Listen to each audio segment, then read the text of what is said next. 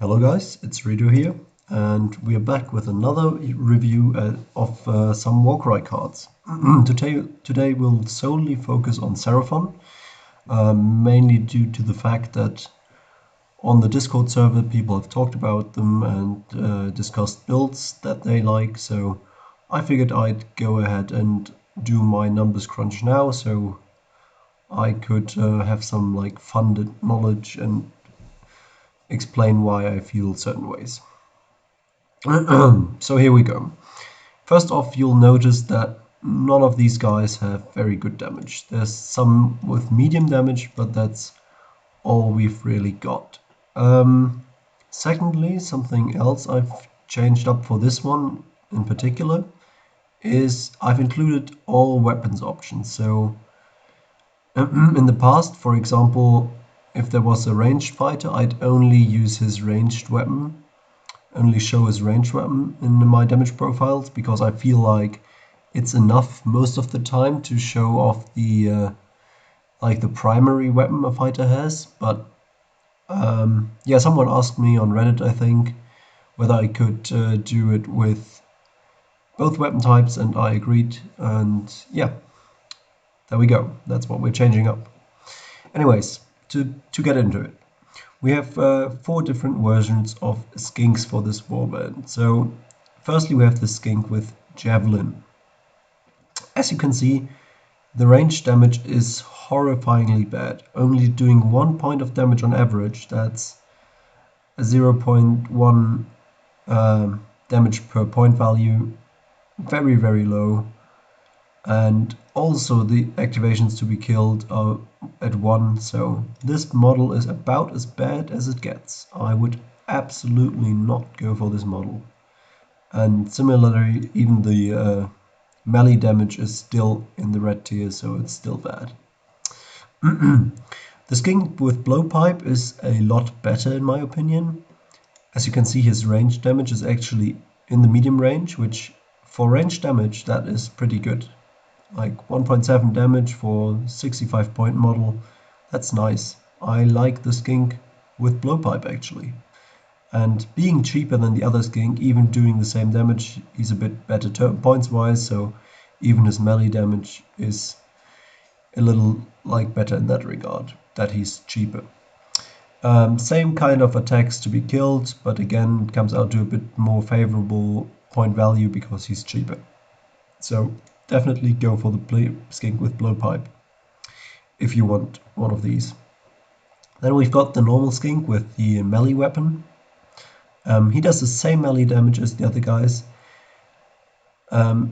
He's toughness 3 instead of toughness 2, which doesn't change how quickly he gets killed. Like my exemplary opponent here still kills him in a single swing, so just don't bother with him at all, because he needs to get into melee to do some damage, and that's where he'll also get killed straight away. So yeah, forget about the skink and the skink with javelin, go for the skink with blowpipe, and I think you're off to the best start. Then we've got the skink leader. He does a lot more damage in close combat. He's at 4.1, which isn't horrible. Again, medium damage per point value. Only 2 activations to be killed, but since he's very cheap, that's also kind of fine. So you could take him. On the other hand, I'd not want my leader to be killed this quickly, so I'd personally opt to go for something else probably. Then we've got the Terrordons. There's 3 variants. There's the bowlers, they have a 3-inch attack. There's the javelin that has an 8-inch attack, and the leader, I think he has he might also have the javelin attack. I'm not quite certain at this moment in time. Anyways, the bowler attack with the 3 ranged attack does an average of 2.6 damage, which is not amazing for the fighter, for his point value, but you've got to keep in mind he's also a 10-inch move or 12-inch move even, and flying, so you're paying for mobility as well here. His activations to be killed are only 2 as well. I think they only have 10 damage points, so still very easily kill these guys, so you've got to make sure to not get hit too much. Yeah, I think the bowlers are okay because you've got a 3-inch range, so you can keep out of most opponents' range and still punch them, which is nice. And we've got the Terrordome Leader. He does more damage, 4.1, not bad. His Terrordon does less damage, so you'll never actually use his Terrordon. Yeah, 4.1 damage on his weapon. Still, since he's more expensive in points, that's still going to give you a bad damage per point value. At least, though, his survivability is a lot better, so he'll be in the medium survivability ballpark, which isn't bad. Then we've got the Terrordon with Javelin. Again, horrible bad damage, and just stay far away, in my opinion. And we've got the Ripidactyls. They are like Terrordons, just more melee focused, and the normal one does 4 points of just damage, which is exactly the same the Terrordons do in close combat, by the way. So yeah, he doesn't seem that amazing either. However, he does come with a bit more survivability. It takes 3 actions to kill him, so if you're going to go for something fast that can grab like treasures or something, he might be a better choice than the Terrordons, although I'm not quite sold on him either. The Ripidactyl Leader, however, he does 5.4 damage. That's the best we've seen so far from the warband, which is kind of nice, but again, he's more expensive, so in total he doesn't come out to be a good point value per damage as well. And his activations to be killed, though, are a lot better. 5 activations to be killed, so he is actually the first kind of durable guy, coming out to a medium point value there. I guess you could take the Ripidactyl Leader if you want, but keep in mind he's still not going to do a lot of damage for your points, not giving you a lot of bang for your buck. Now we get to the Soros Guard, and I think the Soros Guards are some of the stronger fighters in this warband. 4 points of damage isn't bad at all for his points value, gets him to a medium tier damage per point value. He's also on 4 activations to be killed, which puts him actually into the green tier, so in the better tier of survivability per points. Same exact thing goes for the Soros Guard Leader. His damage is a bit better, but he's more expensive as well.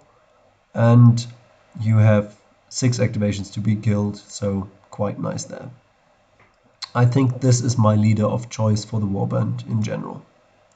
Then we've got the Soros with Club and the Soros with Spear. The Soros with Club does a little bit more damage, 2 points as opposed to 1.7 on average. So both of them do very bad damage. But the Spear version is a bit more expensive, so the Soros the one with Club comes out on top in terms of damage per point value. Both of them are not survivable at all, and at 75 point that puts them in like the medium value levels there. I don't know, I don't really like the Soros with Club, I think, or I like either of them, I don't like really much. I think I'd prefer to go with the Skinks with Blowpipe if I want some cheap chaff models. The Soros Leader, again, 4.1 damage per activation isn't bad, but the Soros Guard Leader is a lot better there. In terms of points value, they are equally good, and the Soros Leader is less survivable. So in general, I think the Soros Guard is just a better pick. Then we've got the cold ones. So those are the dinos riding dinos, and oops, sorry, the cold one with Club, he just doesn't seem good at all. He does the same pitiful 2 points of damage that the normal Soros does, as does the Spear. By the way, they are also the same damage profile, so you won't be surprised to see that these both are in horrible damage per point values. They only have 6 movements, so they aren't even like that quick. They also can't climb because they are riding. The only thing they've got going for them is some more wounds, but I just would leave these guys at home. Stay way away from them. They are pretty bad for their points, and I think again you'd be much better off taking some more skinks with blowpipes. Then we've got the horned one. He's like the biggest of the cold ones. At 4.1 damage, he's a lot better in terms of damage values. He is a lot more survivable as well, and yeah, his damage still at for the points you're paying for him, probably not worth it. So yeah, in my opinion, honestly, there's all the Soros are pretty bad. So I would probably go for a Soros Guard leader. Maybe if you want to go more elite, you can take some Soros Guards. Having one or two of the Terrordons, possibly the ones with bowlers, for example, to just get that mobility is always good. And then get as many skink blowpipes in there as you can, because they seem to be the best value for points in terms of the chaff models and the small models they can get. And having 12-inch range, they aren't that bad, honestly. So yeah, that's been my quick review of the Seraphon. Hope you enjoyed. Please let me know what you'd like to see next time and what you, what I could change. Anything you'd like to see, please let me know, and hope to see you next time. Bye.